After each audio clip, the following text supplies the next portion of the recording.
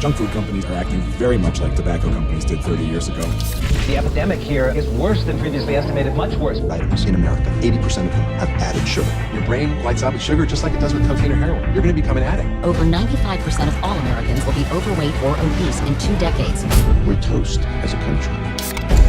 The sugar industry is extraordinarily powerful. They're in business to make money, not to keep America healthy. By 2050, 1 out of every 3 Americans will have diabetes. Those diseases are being driven by sugar. Diabetes.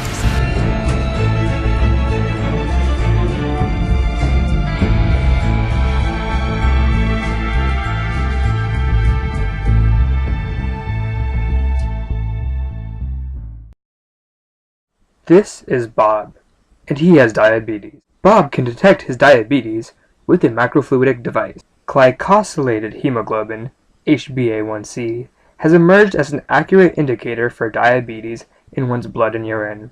It provides an average value of glucose over the previous 2 to 3 months. This protein can be detected in a microfluidic device.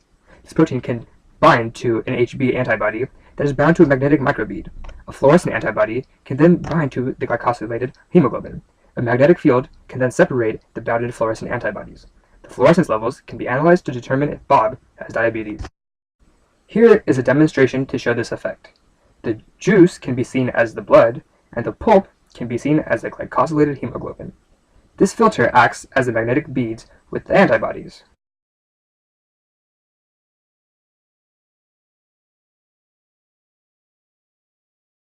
Voila! You have separated the pulp.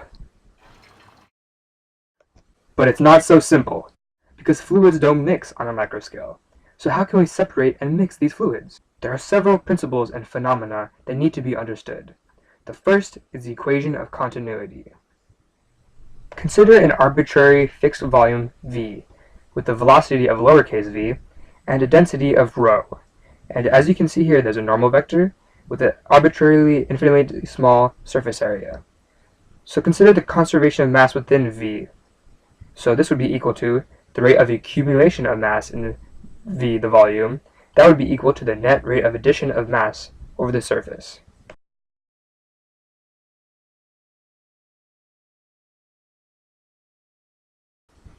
Partial rho partial t plus gradient dot rho times the velocity vector. And that is the equation of continuity. And if you consider incompressible flow, where rho is constant, this can be further simplified into the gradient dot the velocity vector is equal to 0. And to understand this equation, you can further simplify it into the change in each velocity direction is equal, the sum of them is equal to 0. This means that a change in velocity in one direction can be compensated by an opposing change in velocity in another direction.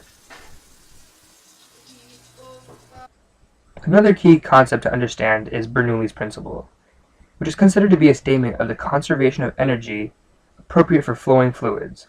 The qualitative behavior that is usually labeled with the Bernoulli effect is a lowering of fluid pressure in regions where the flow of velocity is increased.